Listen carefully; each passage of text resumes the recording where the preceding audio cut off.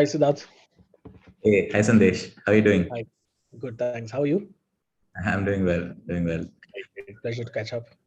Yeah, same here. Thank you for coming on board. No, pleasure. This meeting is being recorded. Great. Yeah. Thanks for coming on board um, Pleasure.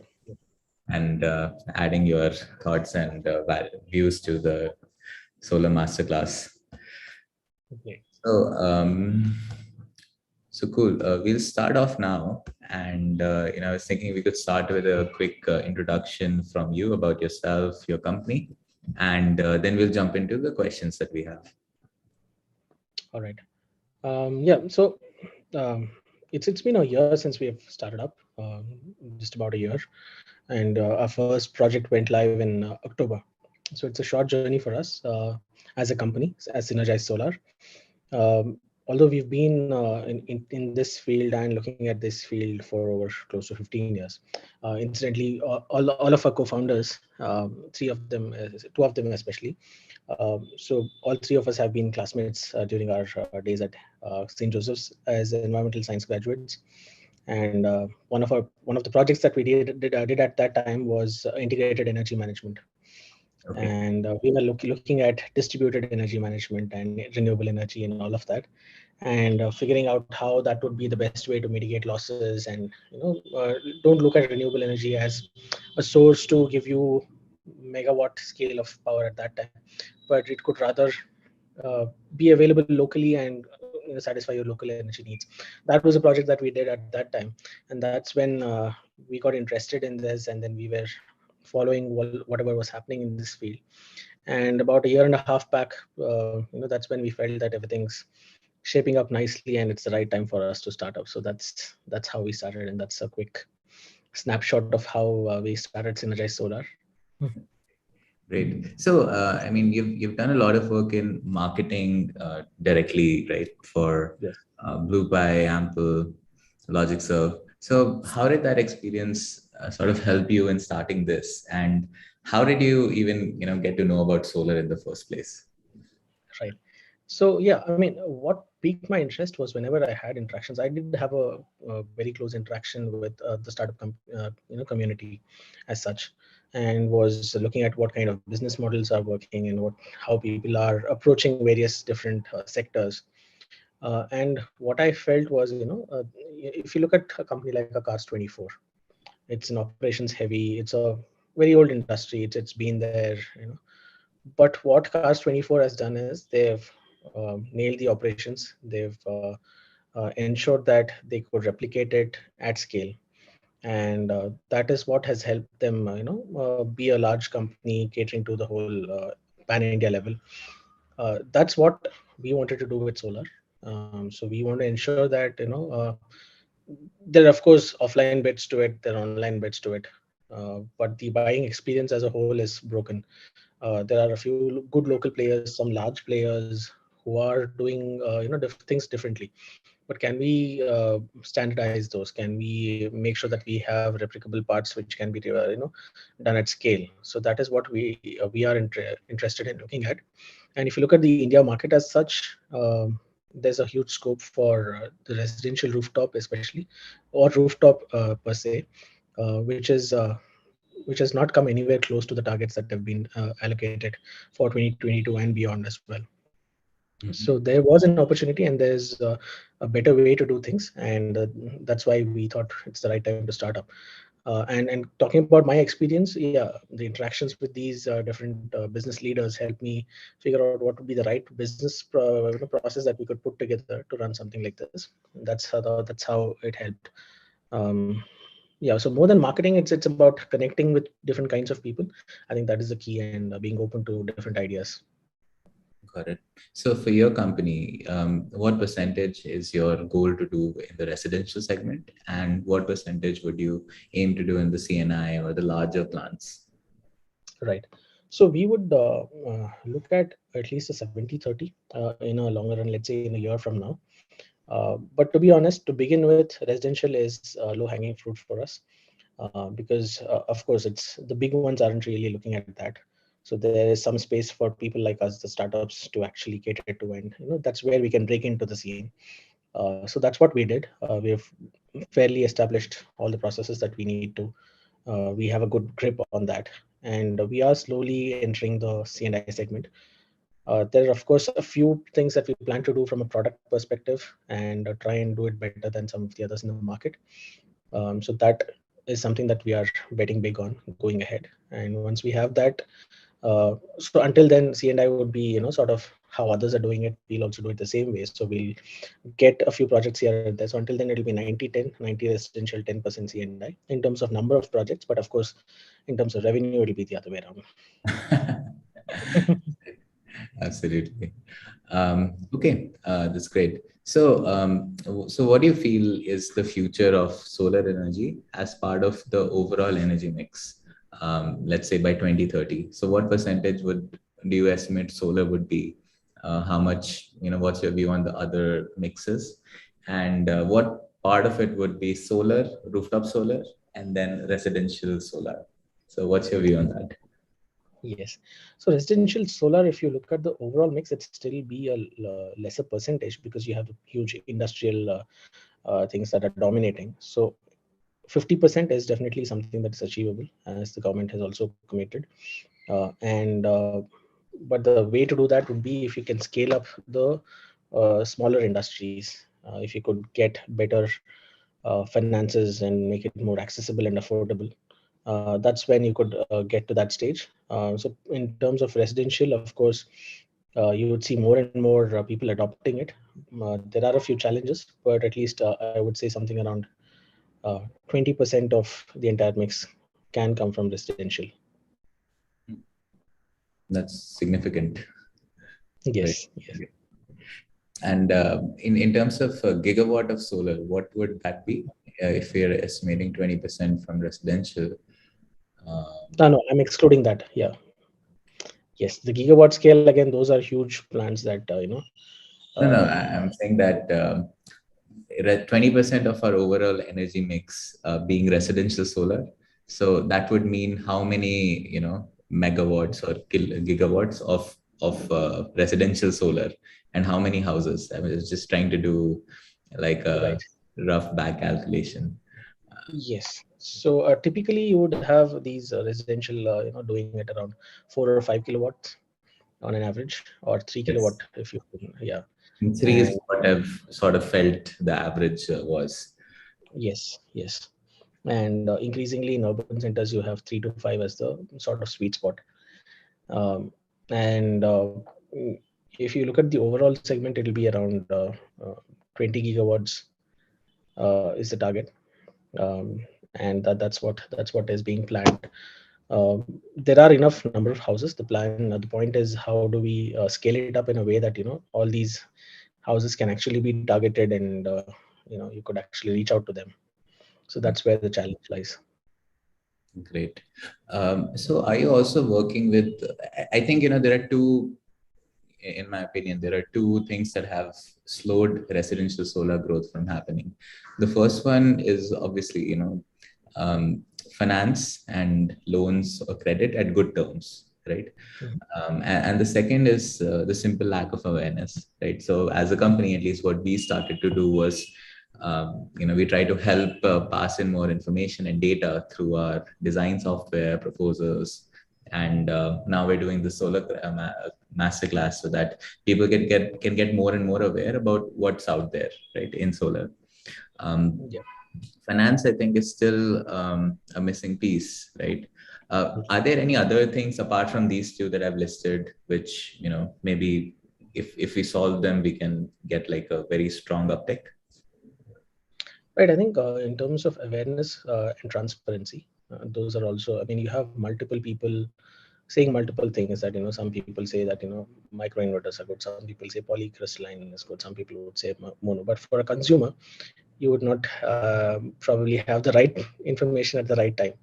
So in terms of availability of information and transparency, I think that there's a good scope for people to improve and create a better uh, transmission of information. And then apart from that, of course, like you rightly pointed out, affordability. Now, the problem with affordability is getting exaggerated as we go, thanks to the taxing policies and the other things. But yeah, hopefully things would settle down once we have more and more local manufacturing coming up, and the PLIs get rationalized much better for the smaller players. So if that starts happening, you would have more locally manufactured components available, and that would solve the problem with the affordability. Um, Subsidies, again, it's been a pain point. There are some some things that are being tried out by the government, but again, it's not reached the grassroots level yet. So you don't still have those subsidies reaching the right people. But I would still believe that subsidies are not the right way to do it, because currently you have incentivized it enough. So that is not going to be a huge pain point. But yeah, primarily access to the right information and the right team to do it. Having a single ownership across the entire journey. So that is where I think people are finding it difficult. Right. And what are the typical loan rates or interest rates that you have seen recently in the market for um, unsecured collateral loans or unsecured loans? So we've seen anywhere between 7%, that is for 6 months, which is 14% a year. So those are simple EMI schemes wherein you spread it up to six EMIs and charge 7% for those 6 months. So that's 14% annual interest rate. So anywhere between 10 to 15% is what we've typically seen, annual interest rates, annualized interest rates. Um, yeah, and for some of the larger C&I projects, yeah, typically it varies between 9 to 12%. Okay, got it. Great. So, as per the data, there has been a huge growth in installations till about 2020. And then COVID hit. I think at that time, the market really crashed to maybe 50%. And then there was the double whammy of the China supply chain issues, the safeguard duties, and just, the hardware, which was coming down incrementally over the last 10, 20, 30 years, that suddenly it's now more expensive, right? So how is that playing out? And do you feel that in 2022 or 2023, will we see that curve again, hardware becoming cheaper?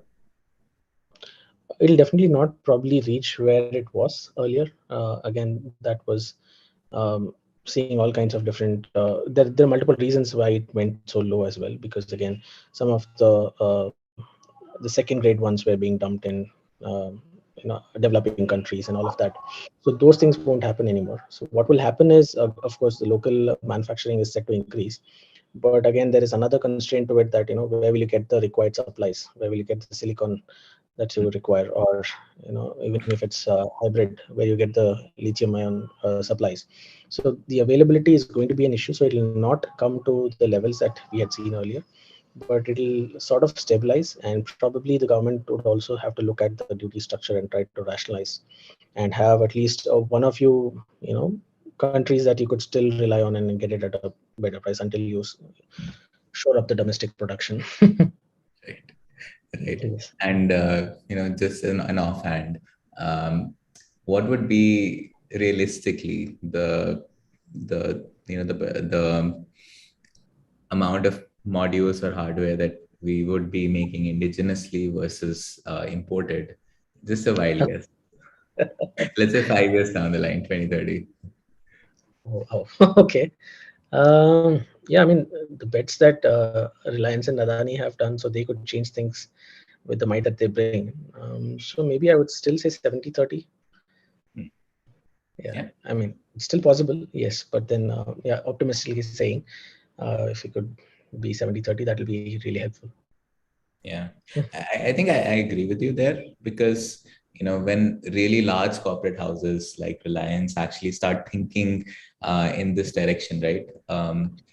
We will, and they acquire companies which have been standing for decades, like REC. So they bring in that technology, and then we sort of combine that with our lower cost structure here in India. with some more favorable policies, I think we should be able to see it. But I think the bottleneck there is, or the bottleneck would always be the silicon procurement of silicon and creating the solar cells. So that's Yes. we can do everything else, but if we don't solve that issue, then Yeah. Good challenge. we'll be bottlenecked, right? Because we'll still be at the mercy of another country there. Okay, fair Absolutely. enough. So apart from this, right? So hardware is one part of the solar industry. Uh, is there opportunity for us to export other things to the outside world, like services or software, technology, anything that you feel that you'd like to take to foreign markets, build here, take to foreign markets? Absolutely. I think that's kudos to you. You've shown a lot of other companies the way to do that. So I think, yeah, I see that you're winning a lot of US-based clients as well of late. So yeah, I mean, it's good start. Definitely, services industry is our forte so far, and we should definitely make sure that we utilize the resources that we have and the best practices that we have to build and service everything from India. So design is one. Project management is something that's going to be a crucial part of it going ahead. Simulations and a lot of the technical, uh, part of a project. So those things can definitely be built in. And yeah, apart from that, also you have a lot of financial jugglery that India is good in doing. So a lot of understanding of the project finances and sourcing of the right material and the funding part of it. So those the project finance part is also something that India can definitely lead along with the engineering part in terms of services. Right. Really good.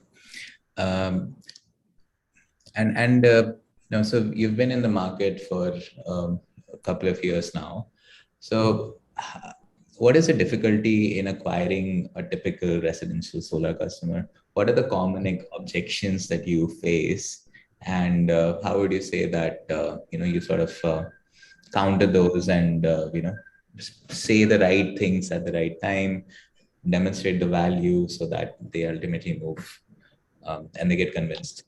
So what's your process look like? Right.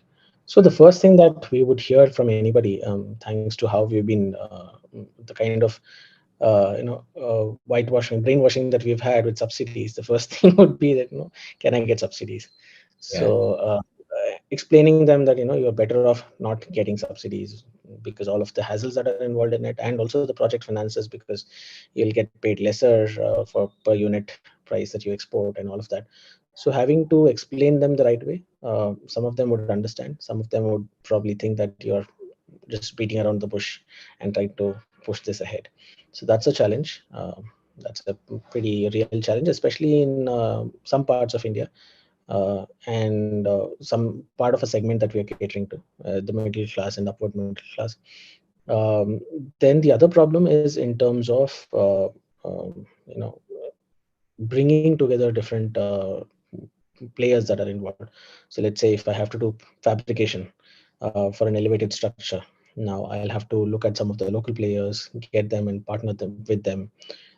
It's not that easy to standardize and have a one size fits all kind of a solution there, because all of them would need personalized, personally designed kind of structures.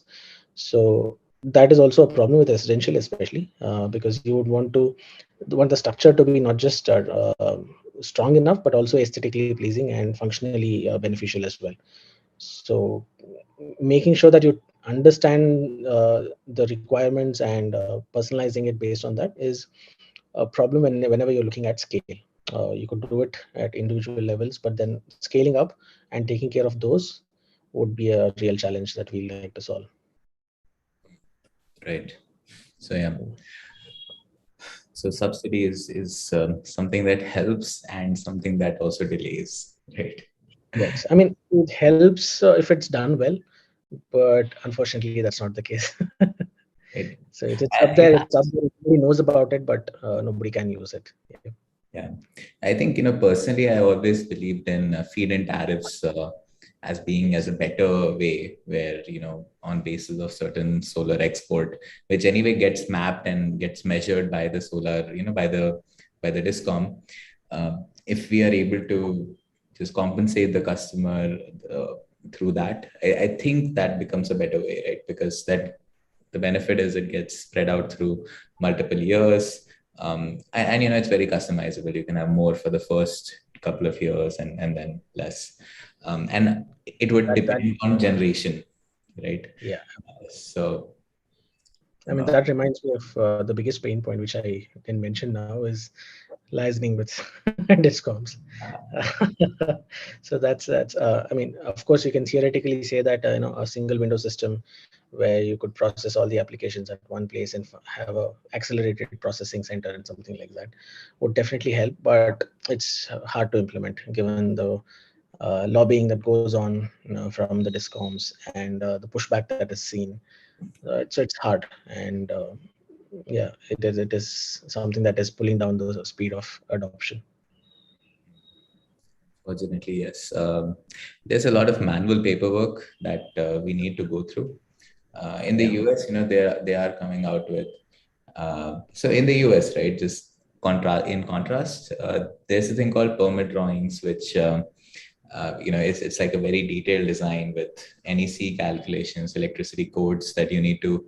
So you need to be compliant with electricity codes, fire codes, bunch of other things before the local municipality gives you the permission to actually make any alteration to your house. Right. So in the US, that's one of the major bottlenecks that's faced. In India, it's not the case because technically we don't need approval to do any construction, but Yeah. we do need approval to connect our system to the grid, right? And that's where all the hassles and the licensing lies, right? So Yes. so I think, and what do you think about a system wherein if we have sort of like, a discom portal where all the information that they need, right, at the point of interconnection, if that gets fed in, as at a common portal, and then that through that portal, everything is connected to, maybe all the hundreds of discoms that are in India, right? Yeah. If we're able to build like a common unified interface which then connects, do you think that something like that would be useful for the industry? Theoretically, yes, but it takes a lot of groundwork to actually get that working. So what will happen is, yeah, I mean, of course, it'll get all inquiries in one place. It'll all be there. It's easier to track and all that. All those are plus points. But what if the discom, the person sitting in the discom, an AE or somebody, he decides not to upload it? So that is again from an implementation perspective back to square one. So that is a real challenge. Of course, we could definitely have single point, but getting there by to actually act on it and ensure that it passes through all the stages, that is where it takes a little more effort to solve. I think, yes. So I think technology plus a policy where it is approved unless it's not approved by a certain date. Right. I think that's where we need to get it to, because yes, Right. otherwise things do get stuck, Yeah. right? Um, Absolutely. Yeah. So, um, so yeah, like what's the expectation of the end customer now? So let's say you've sold the system, right? So walk me through how the timeline looks for in maybe some of the states that you're operating in. So you take the first payment, and then how long does it actually end up taking with the procurement, licensing, and the final thing being rolled out? I think, yeah, you need to be a wizard in juggling with working capital and the cash flows to deal with it. But yes, that's how the industry is, unfortunately. And we've been fortunate enough to get a few good customers who have been paying us on time.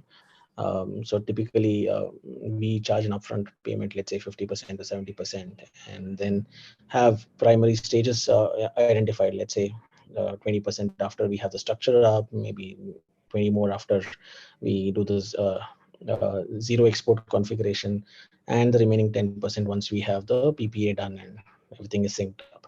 So typically that's how we have these stages identified and define the payouts based on that. Um, what we also tried doing earlier is integration with the likes of Zest Money and a few others, and try to make sure that we could have the online payment methods which would try to work around having to do with these staggered payments. So that's something that we've not yet been successful, primarily because we are yet to scale up to a level where people could do something like this for us. Um, but yes, that is a challenge. So getting more and more online payment, giving people more and more reasons to make online payments would help us address this in some way. Um, that is one thing that we are looking to do. And then from a customer perspective, the first question that the pain point or a difficulty in explaining would be the moment we say solar, they'll ask, okay, so when the power is off, I'll get power. No, it's not like that. So you have different ways of implementing it, and we don't have enough options available in India when it comes to going hybrid, especially if you, let's say, if you're going working with micro inverters, you don't have the option of going hybrid, especially with IQ7A, which is the inverter that's available from Enphase. IQ8 is not yet available in India. So there are a few of these bottlenecks which would make implementation of a hybrid configuration a little difficult. Ideally, that would have been the best way for many customers, because it will solve the purpose of backup and exporting to the grid as well, and savings. But most people take some time to understand that part, and we'll have to do some sort of convincing to help them understand that this is the easiest way to do it: go on grid and get it done. So that's something of a pushback that we've seen. Right. And what can the industry do, or what can other stakeholders do, like the government, policymakers, or technology companies, or manufacturers? So what can we all as stakeholders do to help move around this issue or to solve this issue in your mind? What's the perfect solution? Right. I think so. The idea is to ensure that there are best practices and which are shared. So even today, you have a lot of different players having their own set of best practices, and nobody knows which is a good implementation. So, and nobody knows, there's no single agency who could, or sorry, a body which could identify that these are the best practices. There's no single sort of statutory body which tells you that this is how you need to implement. And that is where there are a lot of differences. So if the industry can agree on a few best practices, and have a body which says that this is what, if it's an on-grid system, if it's an off-grid system, this is how you need to implement. These are the standards. These are the sort of benchmarks. If you look at the benchmarks that are provided by the government, those are very, very outdated. It's very hard to go by those. So we need to update those and have a certain set of agreed standards that we can work with. And yeah, something like you have CII and others doing that for various industries. We need to come together and have a body looking at all of this pan India for solar. But there are some industry bodies, right, like NSCFI, and then there are some local inverter associations as well. And each state has a sort of solar association as well, right? So do you think that they're not doing the right thing, or is the other policymakers not really listening to them? Like, what's your view on it? So nobody's caught up with the pace at which things have changed. So most of them are all old standards. Especially the problem is you have state level policies and state level bodies governing some of those. They may not be updated. So you have one state wherein they've gone a leap ahead, but the other state is still behind. So there is no standardization pan India, and there is no adoption of the latest best practices. It is all quite old, and it takes its own time to get into uh, minds of these bodies. So that is Right. where the problem has been. Fair enough. Um, So let's move on to design, right? So talking about us. So have you used any other solar software apart from the Solar Labs? If yes, how is Solar Labs different? And how has it worked for you, or how has it not worked for you? It's worked really well for us, and it's definitely reduced the time we take to do a particular design. We now know what are the actual data points that we require, and we don't have to collect unnecessary data apart from that. And it's faster, and it's also you get a response from the customer which says that these guys are professional. They know a lot about the stuff that is required. So that's definitely a good win for us. We've used a few other tools as well. So we've used a mix and match of SketchUp with uh, some of the other tools that are available online, AHA Solar, and a few other project management tools as well. But yeah, what the best that we've seen with Solar Labs is it brings everything together. The only thing that we may have to do is, let's say, if somebody who needs a custom design for structure, that is when we'd use a SketchUp. Otherwise, everything that we require is here in Solar Labs. And for structure designing, do you use like you have standard structures that you take out all the time, or do you do like a fabrication for every site that you do? What's your process look like? It's a mix of both, primarily driven by the customer. So if you have a terrace which is not accessed, and we definitely push for going with standalone structures, prefabricated structures that would both reduce the time and the cost required to do it.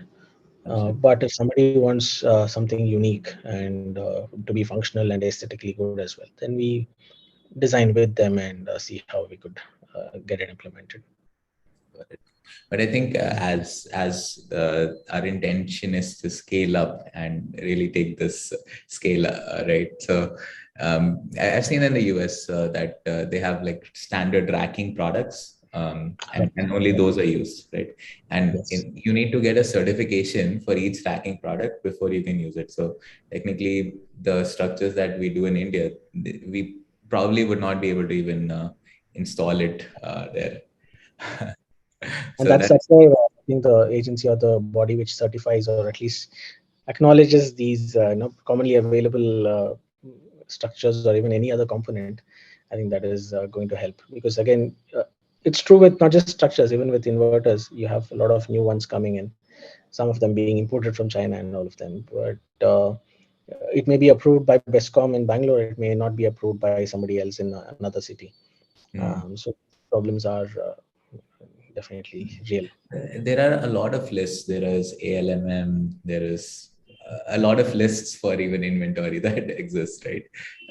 So yeah, completely agree. We need to have, we need to have standards, but then we need to make sure that those standards are taken nationwide, right? So, and hence we need to ensure that every state, every city does not come out with their own lists, because that makes it Exactly. really hard to do business, right? Because I can imagine myself in your situation.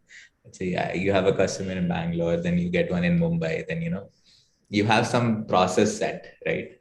Which is Yes. efficient, optimized. And then when you go there, you find that this won't work or that won't work. And then you have to come in, spend your time, and that's the kind of thing that prevents scale, right? Absolutely. So Yes. so I think so the standardization is the key, and it's the most important thing that I think we've discussed today. Standardization will actually help the numbers go to in the addition in number of gigawatts per year for residential rather than the megawatts that we've been doing. True. um, yeah, this an interesting thing. So I visited. So we have a lot of customers in Gujarat who use us. So and I initially I did all of these visits myself. So what I found out was that there the market functions like everyone knows about solar.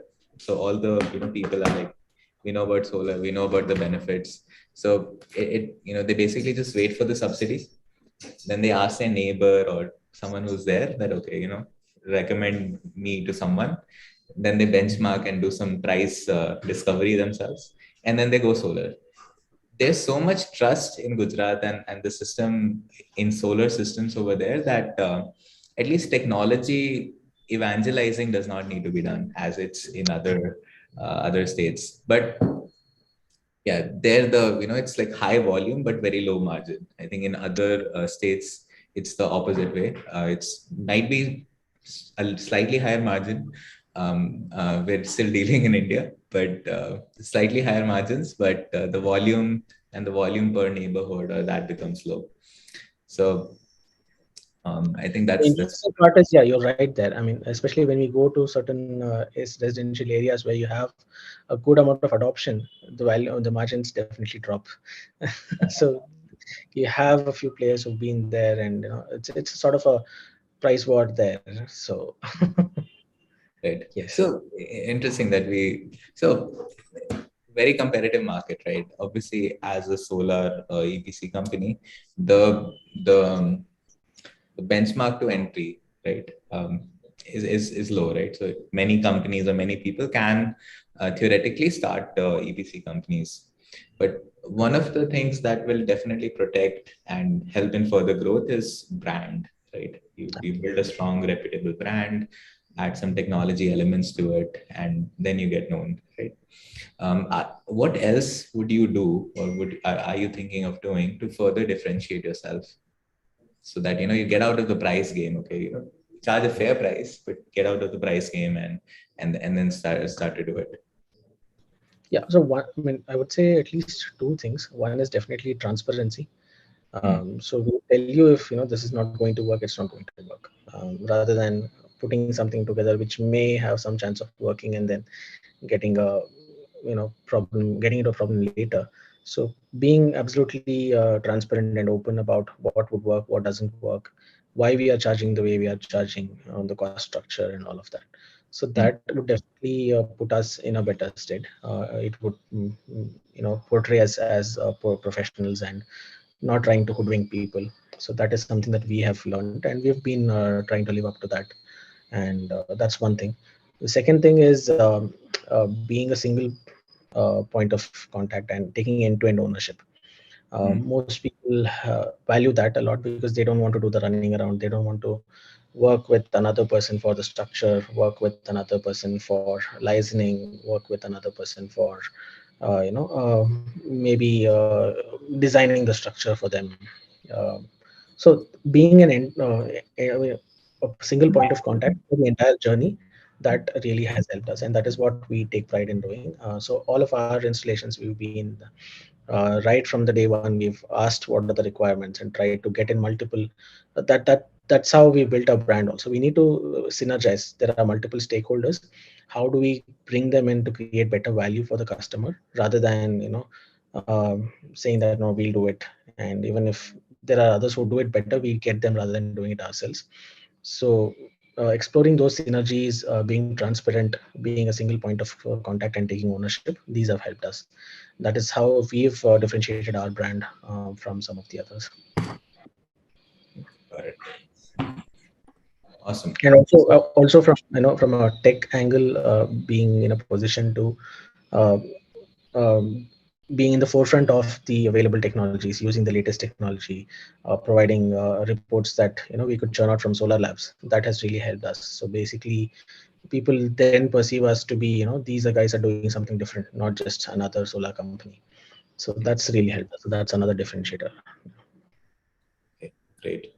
I think just for your and our viewers' knowledge, we're also now coming out with, or we will come out with customer-facing proposals and customer-facing portals where you can further communicate the stages and what's going on. So we'll be coming out with some of those things, and we'd love for you to also give an input and help us, make it a useful product. So Absolutely. That's another, you hit the nail on the head. That's another problem. Most people would hate it, but they've seen this. It's happened with us as well. So there's been a few inquiries, and we've not had the right time to spend on that, and it's just gone on and on for a couple of weeks or more than that. So they would want to understand what is required, where it is, and yeah, that helps. Yes. right, absolutely. Cool. So, do you have any feedback for us as the Solabs on how we can, what we should be talking about in these master classes, and to help the community and, what we share, right? Those are problems. We also discuss some solutions. So, what can we do here to sort of help move the industry along? Uh, Yeah, I think you've done a great job when it comes to standardizing all of those, some of the metrics and the way we plan. So for industries, for example, simulations, there'll be different points of truth for irradiance data. Each one would be looking at some. There'll be different ways of different formulas of applying that and showing the actual generation. So what a company like you has done is, whether it's Synergize Solar or somebody, both are working on the same sets of data and showing a particular report based on that. So that helps people then compare anything else beyond that. So it is definitely making the lives easier for the customer and for EPC players like us. So in terms of feedback, I mean, yeah, I think you guys are doing a great job. uh, Also, a few integrations in terms of integrating with SketchUp. There could be some better ways of doing that. uh, of course, we are also very early into this, but I think there should be better ways of doing that. And integration with some of the other project management tools, or maybe even a Trello, uh, could also really help pay players like us to ensure that we have a full visibility and tracking everything from one place. Interesting. Absolutely. Feedback taken. Thank Great. So now we'll move over to the rapid fire round. It's like, me just shooting something at you, you shoot right back, right? So, so who's your favorite entrepreneur? So I would say definitely Larry Page and Sergey Brin. While I was at Google, I really admired them a lot. Not just because they were wearing shorts for even the most important meetings, but keeping things easy and keeping things simple, and not just blowing it out of proportion, and still being Your very favorite, casual. so your favorite business book? Business book, not a business book. I would say my favorite book. I liked Blink and Outliers quite a bit. It talks a lot about the sort of unconscious biases that we have and how the mind reacts. There was also another scientific book, or a pseudo-scientific, or a science fiction kind of a book called What If. It just Yes. yes, that's something that I really loved. It just picks up some mundane problems and tries to answer it scientifically. Yes. Yeah, absolutely. Okay. Which is the startup or company that you admire the most? Uh, I'll be contextual in this. Of late, I've been following Ornate Solar quite a bit. I like the way Aditya Goyal has been portraying the company and what they've been doing. I think that's shown the right way of running a solar EPC company or a solar company, talking about happiness, employee benefits, as well as consumer pain points, and trying to solve it technologically. So that's something that I admire. There's another competitor here in Bangalore called Hinren. So I've admired Sunil Mysore, who's the CEO of that. So yeah, these are the ones closer home. Of course, everybody would say Tesla, Google, and all of that. But yeah, Oh, it's good. Look locally and globally. I mean, awesome. yes. And what's your most important business or management principle? All right. So business or management principle, I would say, work on. Of course, it's a very cliched one. Customer is the king and all of that. But how would you actually put in processes that lets you understand the reality on the ground? What sort of feedback that you're getting? So staying connected with your users, especially in the beginning stages, that is something is which is a very important. Even if you're a CEO or a founder, you need to be grounded. Go to the project site, see what's happening, and understand everything from the ground up. So that is something that you need to be hands-on, at least in the early stages of building your business. That is something that I would firmly believe in. Awesome. Great. So thanks. That concludes a rapid fire round. Sandesh, thank you for coming to the live stream and sharing your views and keeping it real. Thank you. So much. Thanks, Siddharth. Pleasure meeting you. Yeah. Bye Yeah. bye. Thanks, Me everyone. Bye. too. Bye bye. Yes. Bye bye.